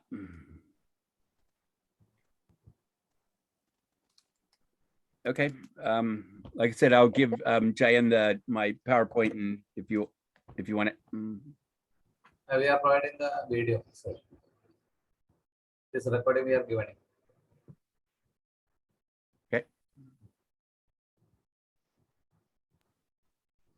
We will be winding up this session. I would like to invite Anita Emmett, Student Coordinator, for the vote of thanks.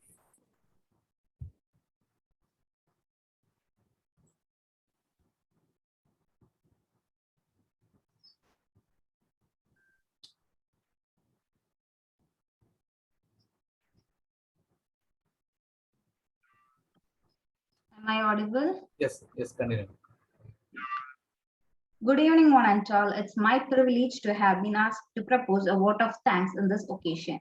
On behalf of St. Joseph College, Autonomous Irinjalakuda, I take this opportunity to propose vote of thanks to those who have directly and indirectly contributed to this webinar. First of all, I extend my sincere thanks to the Almighty God for making today's event a great success. With His blessings and grace, we are able to make this event what it was.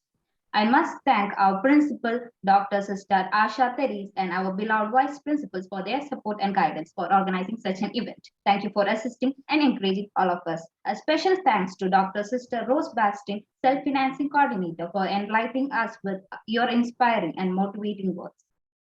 I would like to express our profound gratitude to our resource person, Mr.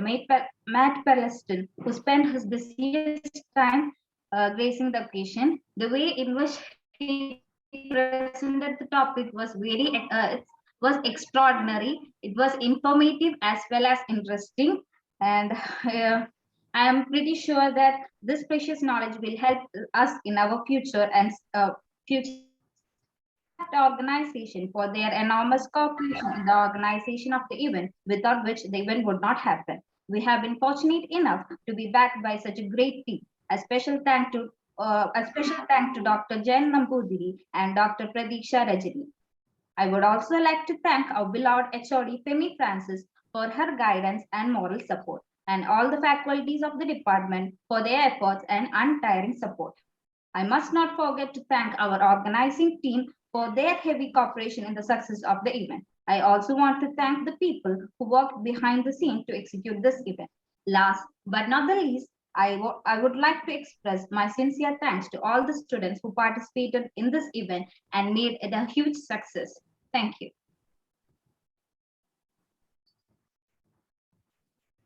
Thank you, Anisa. We will now be concluding this informative session and a martial webinar focused on emotional intelligence.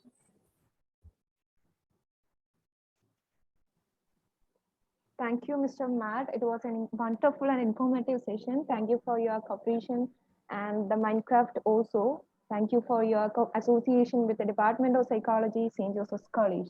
Thank you, everyone.